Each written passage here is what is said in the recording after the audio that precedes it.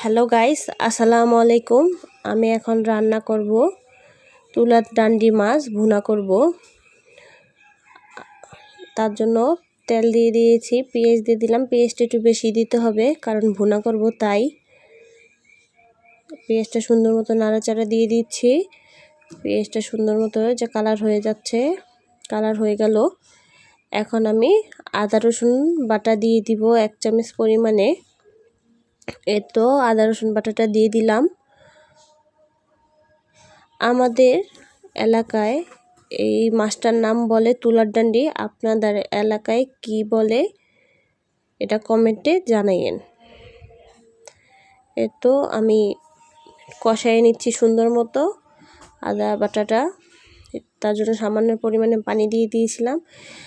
তো এখন হলুদের গুঁড়া, মরিচের গুঁড়া, ধনিয়া গুঁড়া, জিরা গুঁড়া, লবণ দিয়ে দিলাম। সামান্য পরিমাণে পানি দিয়ে দিলাম। আমি আধা চামচ হলুদের গুঁড়া, আধা চামচ মরিচের গুঁড়া দিয়ে দিয়েছি। হাফ চামচ আমি আধা চামচ পরিমাণে জিরা গুঁড়া আর ধনিয়া গুঁড়া দিয়ে দিয়েছি। এত সুন্দর মতো মশলাটা এখন মিশিয়ে নিচ্ছি। সুন্দর মতো মেশানো হয়ে গেলে আমি মাছগুলো দিয়ে দিব। এরকম মজার মজার রান্নার ভিডিও পেতে হলে আমাদের চ্যানেলটা সাবস্ক্রাইব করুন। দেখেন কত সুন্দর একটা কালার চলে আসছে। সুন্দর মতো কষানো হয়ে গেছে, তেল উঠা উঠা ভাব হয়ে গেছে। তো মাছগুলো দিয়ে দিচ্ছি।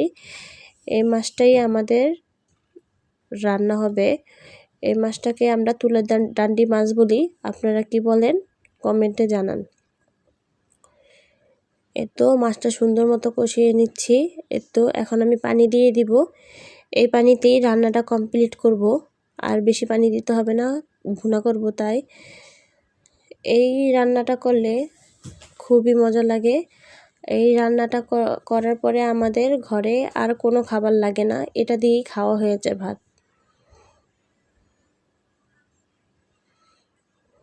তো রান্নাটা খুব সুন্দরভাবে হয়ে যাচ্ছে। তো নাড়াচাড়া দিয়ে আমি আবারও ঢাকনা দিয়ে রেখে দিব 5 মিনিটের মতো। আমি এই রান্নাটায় একটু জলপাই দিয়ে দিচ্ছি। জলপাইটা দিলে রান্নাটা একটু টক টক অনেক মজাদার লাগে। ভাতের সাথে মাখিয়ে খেতে খুবই মজা লাগে, তার জন্য জলপাই দিয়ে দিয়েছি। তো ঢাকনা দিয়ে রেখে দিলাম 5 মিনিট। তো ঢাকনা উঠিয়ে দেখছি এখন রান্নাটা অনেকটাই কমপ্লিট হয়ে যাচ্ছে। সুন্দর মতো নাড়াচাড়া দিয়ে দিয়েছি। তো এখনই রান্নাটা কমপ্লিট হয়ে গেছে। দেখেন গাইস কত সুন্দর একটা কালার চলে আসছে রান্নাটায়।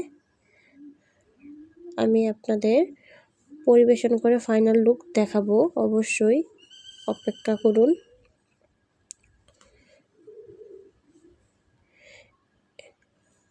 তো ফাইনাল লুক দেখেন কত সুন্দর চলে আসছে।